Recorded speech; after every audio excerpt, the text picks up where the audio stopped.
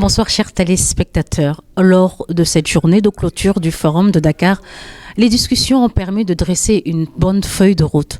Quel avenir pour le tourisme sénégalais en y intégrant tout d'abord de nouvelles donnes, tout en sachant que ce secteur ne va pas se limiter seulement à une vision folklorique. Beaucoup de gens ont tendance à considérer que la culture n'est pas une chose sérieuse, que le tourisme n'est pas une chose sérieuse, et ces chiffres-là nous montrent que si l'industrie créative et culturelle peut générer des milliards et des milliards de dollars d'activités économiques, et il est extrêmement important de se rendre compte que chacun de nous, en y participant, permet de développer cette activité, notre activité. Le secteur touristique semble encore sous-financé et ne capte qu'une partie minime des investissements, notamment bancaires, alors qu'il atteint dans le PIB sénégalais un taux variant entre 6 et 10% du produit intérieur brut.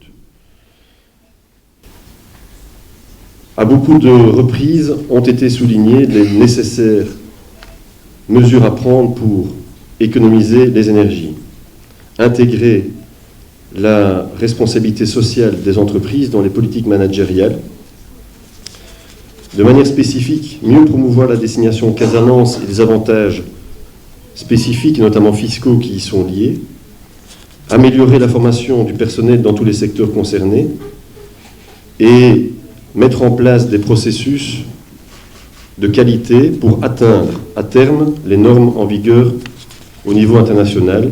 Comme le disait un intervenant tout à l'heure, le Sénégal et les Sénégalais ont envie d'être les premiers. C'est un bel objectif, mais pour être les premiers, il faut viser à tous les échelons l'augmentation de la qualité pour atteindre l'excellence. En prenant en compte tous ces paramètres, un nouvel essor est envisageable. Nous sommes un groupe international, mais c'est un groupe à la base belge, belgo-néerlandais. Nous avons réalisé des projets très intéressants, des grands projets, mais surtout l'avenir pour nous, on a presque 1000 mégawatts de projets qui sont aujourd'hui en portefeuille que nous allons réaliser dans les 3 prochaines années. Nous avons choisi de s'installer au Sénégal parce que c'est un pays qui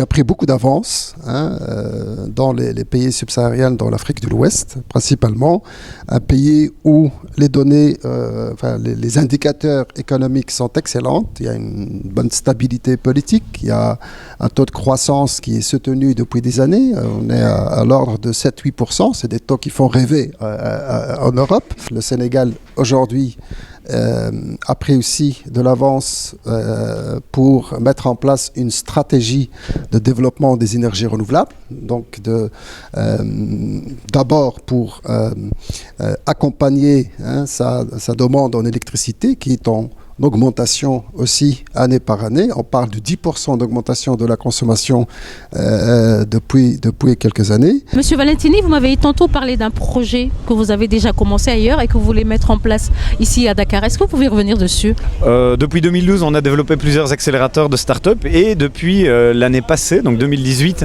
on a thématisé un de nos accélérateurs de start-up sous la bannière des nouveaux médias. Et donc il s'agit vraiment d'un accélérateur, un accompagnateur de start-up dans le secteur des nouveaux médias qui dure 3 mois, qui de manière intensive accompagne des entrepreneurs nouveaux médias dans le développement de leur activité, dans la réalisation de leurs produits, de leurs services, de leurs plateformes et dans la commercialisation et la mise sur le marché. C'est vraiment quelque chose qui a été fait pour les entrepreneurs du secteur de la communication digitale évidemment, et donc on a vraiment adapté nos méthodologies start-up spécialement pour ce secteur-là.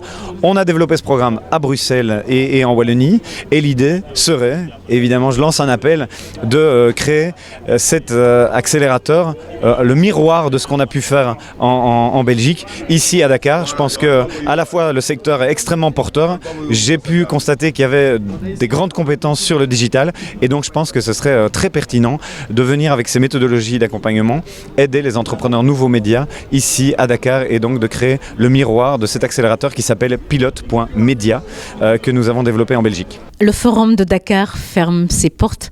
Ce qu'il faut surtout noter, c'est que le Made in Sénégal est un atout à valoriser, un label à promouvoir pour un essor du secteur touristique avec toutes ces nouvelles donnes qu'il faut prendre en compte.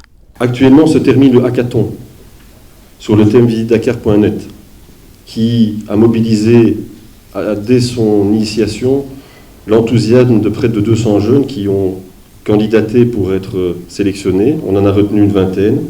Le succès de cette initiative est au rendez-vous et que les vainqueurs seront intégrés dans les structures d'incubation d'Orange et de l'ADIE avec encore une fois l'espoir, j'espère que ce sera plus qu'un espoir, la possibilité dans un an de télécharger l'application visitedakar.net.